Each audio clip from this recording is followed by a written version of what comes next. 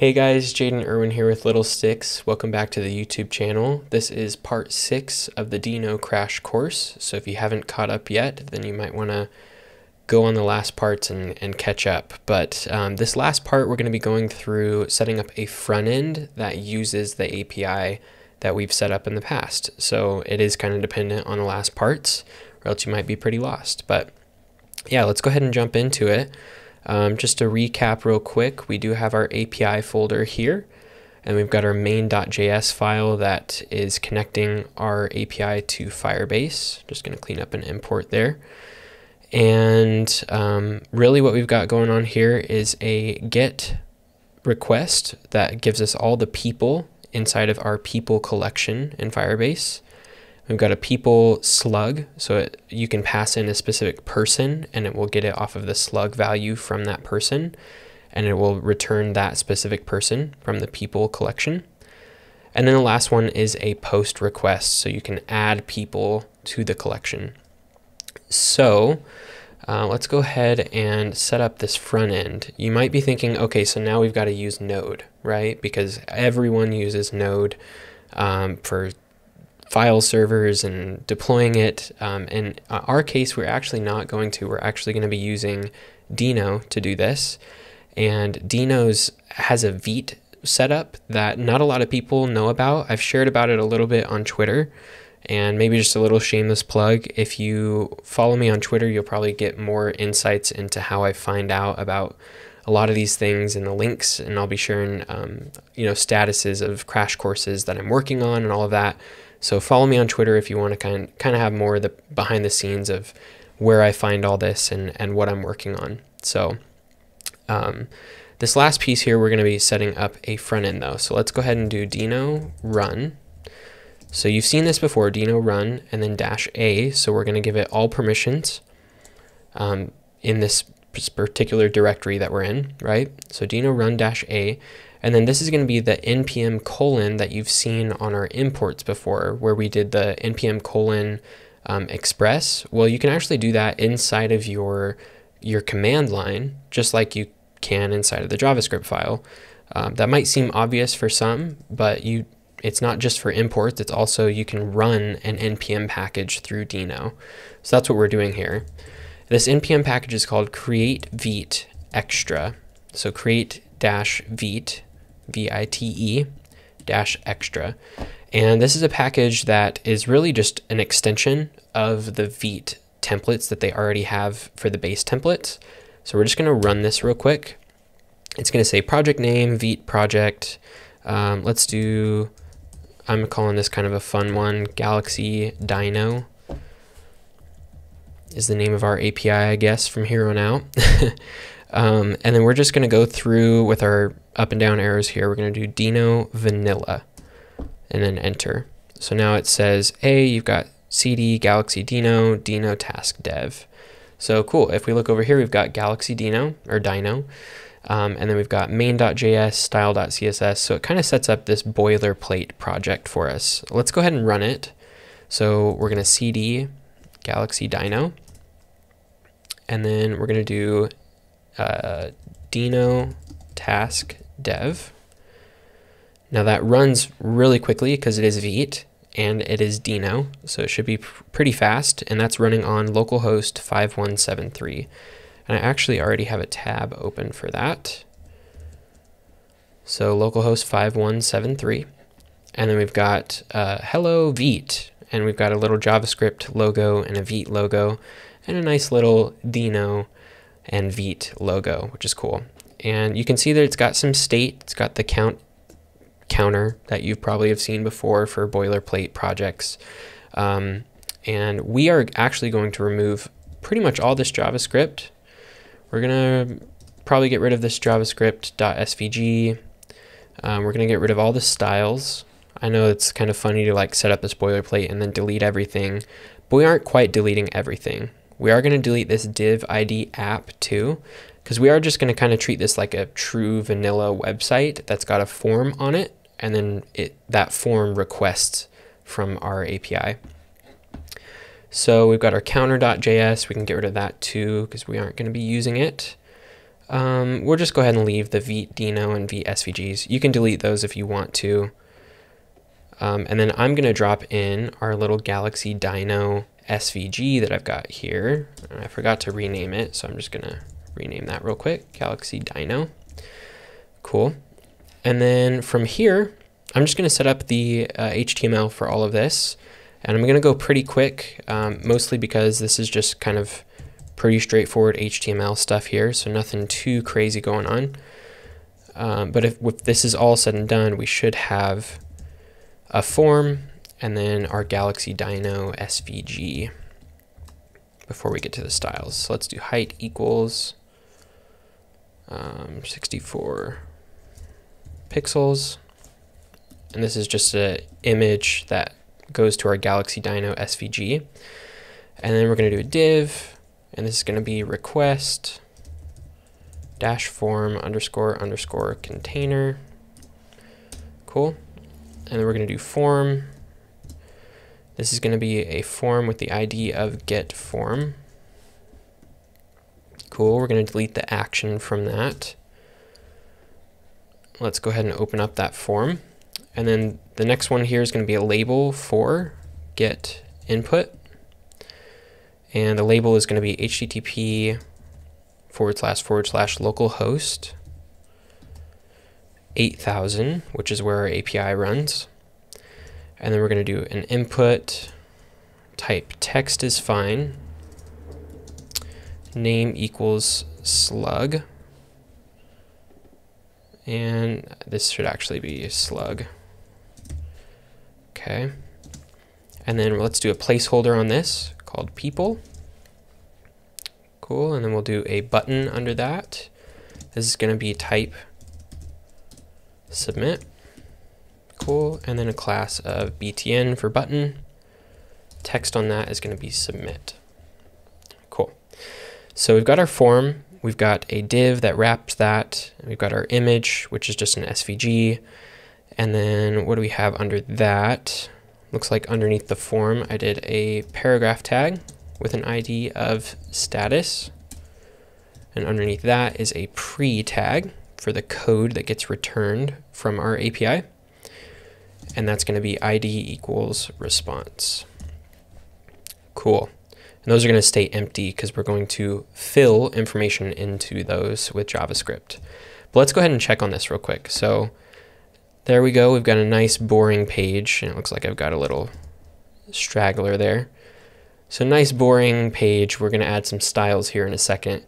But Galaxy Dino in the nice Star Wars text. And we've got HTTP localhost, and then we've got a placeholder of people on there.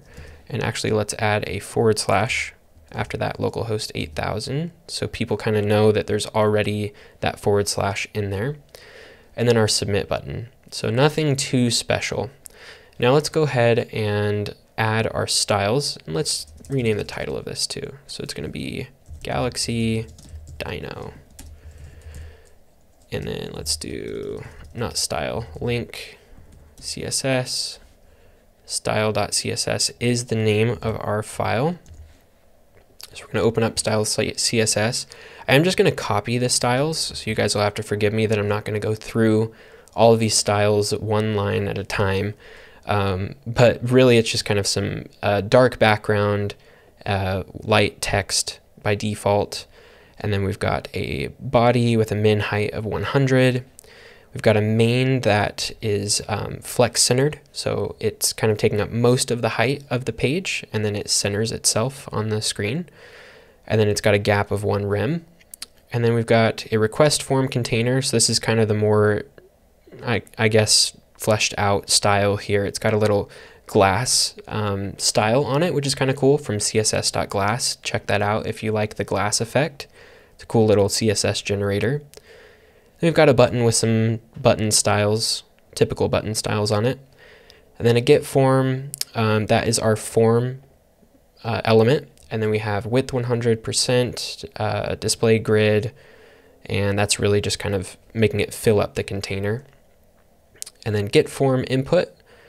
So this is the input. Make sure that there's padding on our input, so it's not that default tiny input style. And then response is that pre-tag. So it's just a little bit of work on that pre-tag to make it nice and pretty. So let's go back over, and there we go. That's looking good. What do we have here that's not letting it center? I thought we were gonna be 100% on that, but it's all good. We'll do some quick CSS troubleshooting. Okay, so this was a mistake on my part. Remember, I styled a main, but I didn't put a main in. So we're just gonna add a main real quick and put all of our content inside of that main. So let's go ahead and save that. There we go, nice and centered. Cool. So Galaxy Dino, and then we've got localhost 8000 /, and then this people. This is actually an input for, and that's just the placeholder is people. And then we've got a submit button. So if we do this, if we try this right now with people, let's just see what it does.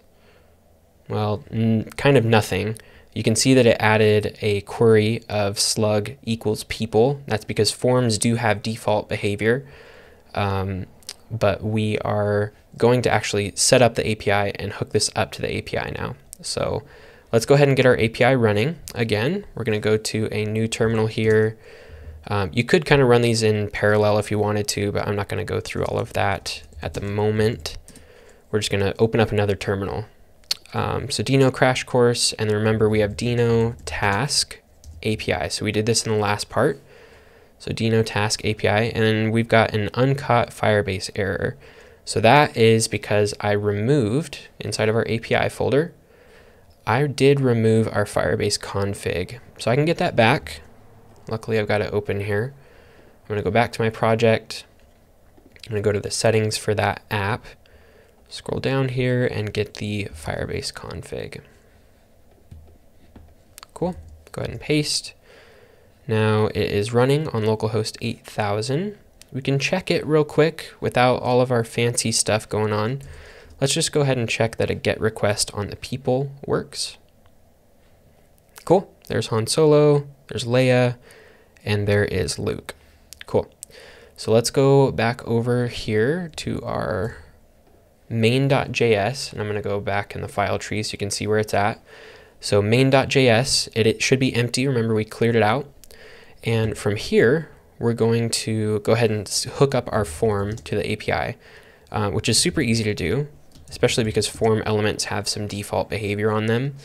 We're going to do get form equals document.query selector. And I'm going to turn off Copilot. Selector. And there's the good old Copilot weird issue where it doesn't want to turn off. Okay, there we go. So const get form, and we're going to do const response equals document dot query selector. This is going to be our response ID that we set up. And then we're going to do const status equals document dot query selector. And then this is going to be that status ID that we set up. Cool. And then from here, we're just going to do a pretty basic GET request on whatever slug they pass in to that form. So we're going to do get form dot add event listener, and we're going to do a submit event. That's what we're going to listen to. And we're going to pass in the event to our function.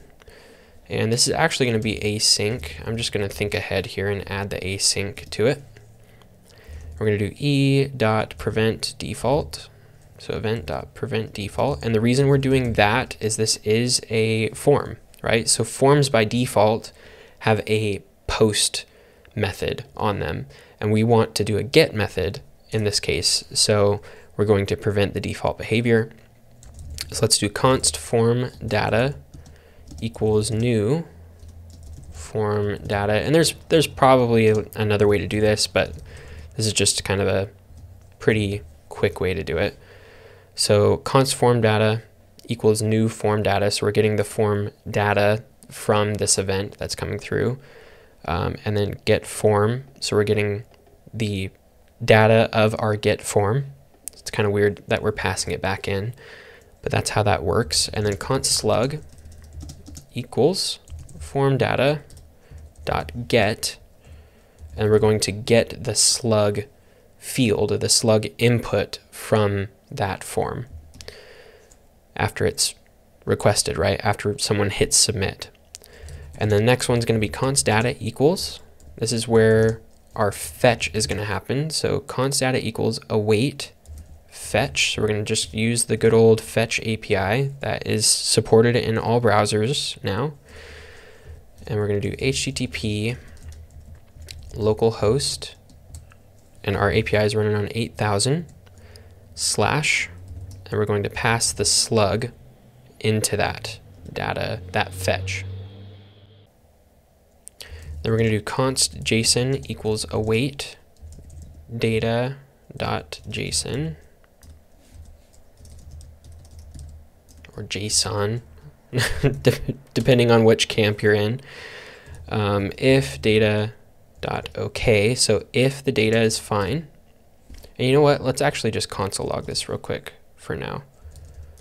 And do console.log JSON. So we're going to toss that into the console. So let's try this so far. We're not using response and we're not using status. We will add those back though. So we've got our API running on localhost 8000. And if I go back here to our Galaxy Dino, I should be able to pass people in. And then let's hit submit. I'm going to pull up the console real quick. So we're going to pass people into that and then submit. And what do we have? Cannot read properties undefined, add event listener.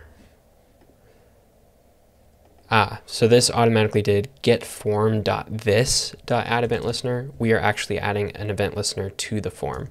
So let's remove this, the word this from it. And then let's do people. Okay, so we are getting a CORS error. Don't fear. You might have heard CORS is like this, one of the scary things of JavaScript APIs, and it can be frustrating, but it's okay. We can get this fixed. It's actually pretty simple to do with Oak as well. So what we're going to do is take this import of Oak CORS. So import Oak CORS from dinoland /x/CORS.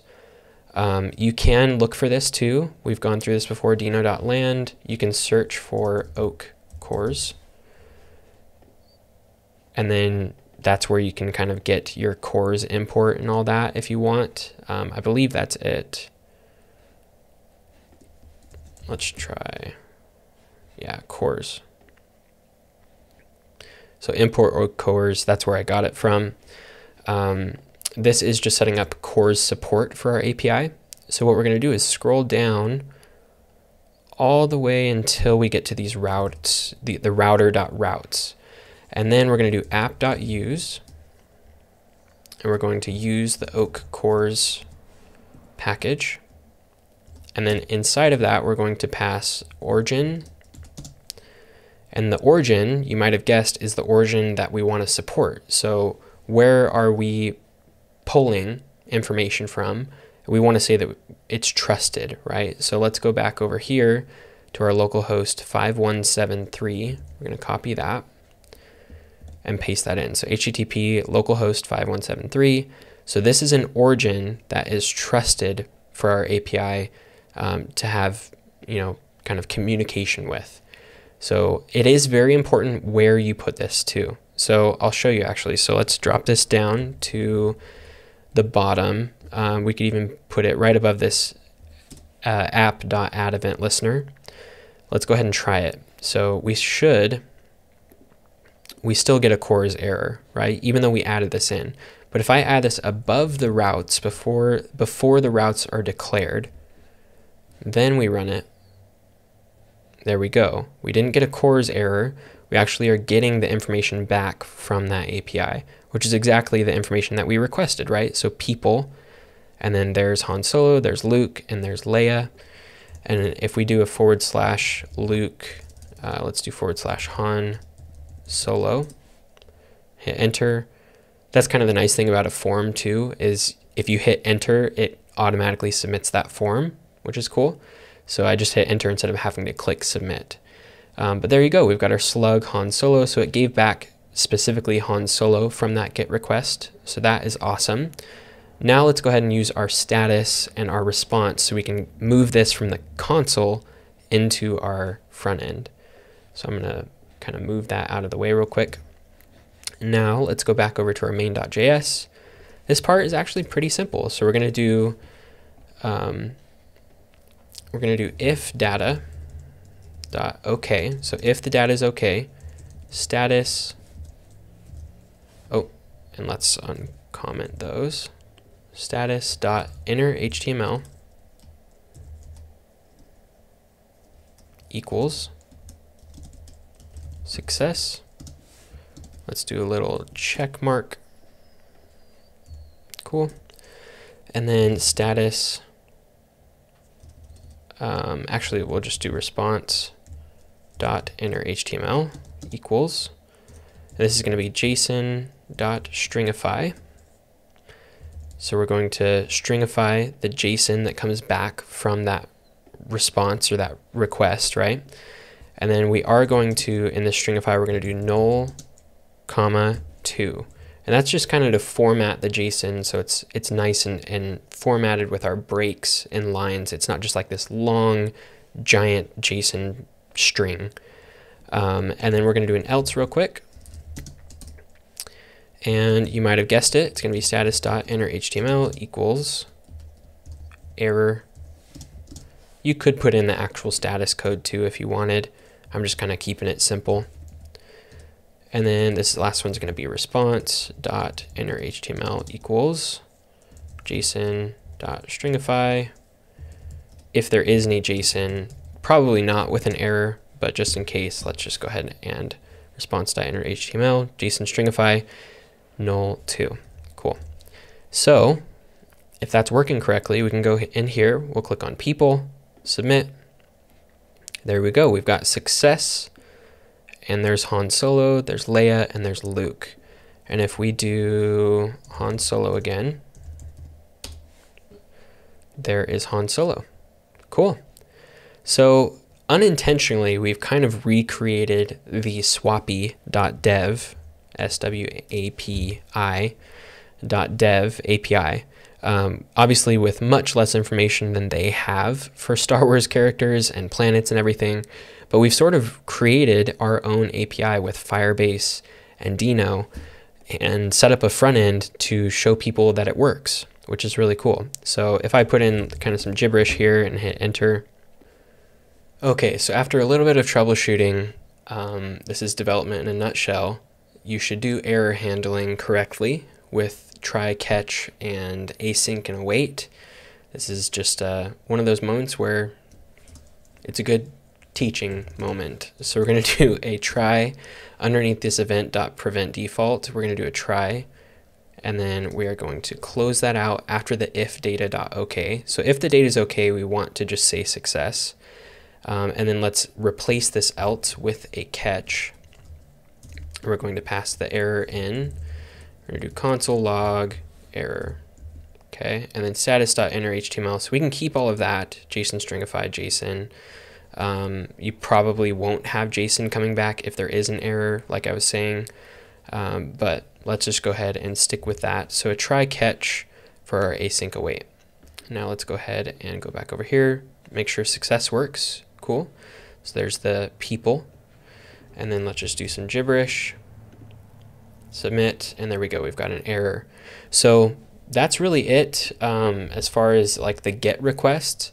A little code challenge for you guys would be to take kind of the same setup that we have here and try to do a post request. You would have to do a little bit of work in making like a text area instead of an input for GET requests. If you think about this swapi.dev API, this is really, it's only to do GET requests from their API. And more often than not, an API like this, people are only getting information from it. You wouldn't really let someone else add Star Wars information that's most likely inaccurate to your API from the front end. But You absolutely could, as a code challenge, set up another card down here, and you could use the fetch post method to post new characters to your Star Wars API. So that's really it for this crash course. I really appreciate you guys following along.